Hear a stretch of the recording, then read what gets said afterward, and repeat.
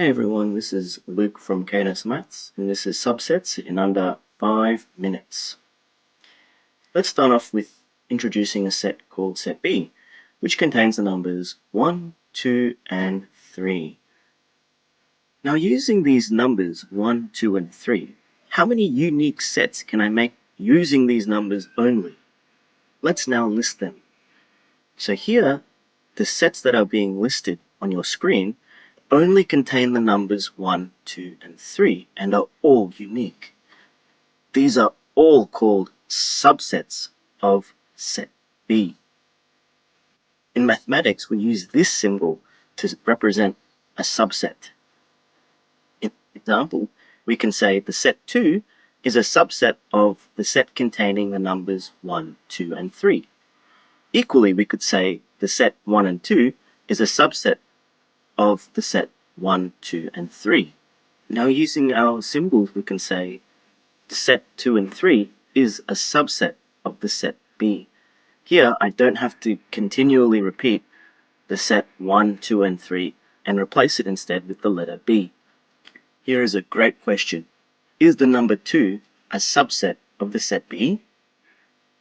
The answer is no. The number 2 is not a subset. Numbers alone cannot be subsets of other sets. Only sets can be subsets of sets. Definition will make it very clear as to what a subset actually is. Set A is a subset of set B if every element of set A belongs to set B.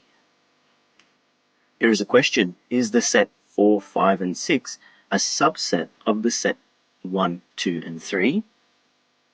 The answer is no.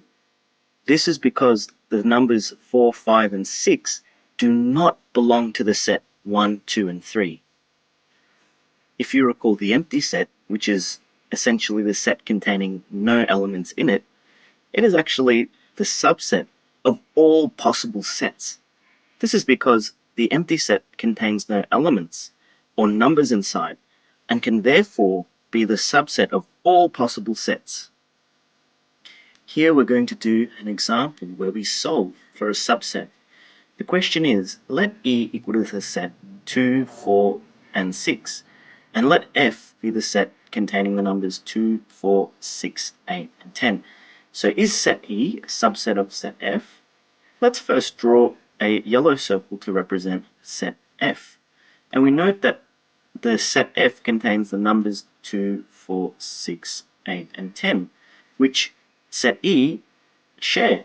Set E contains the numbers 2, 4, and 6.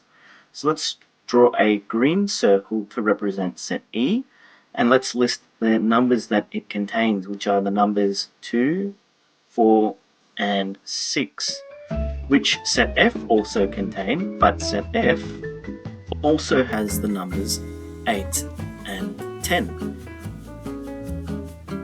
So let's list them in set F to show this.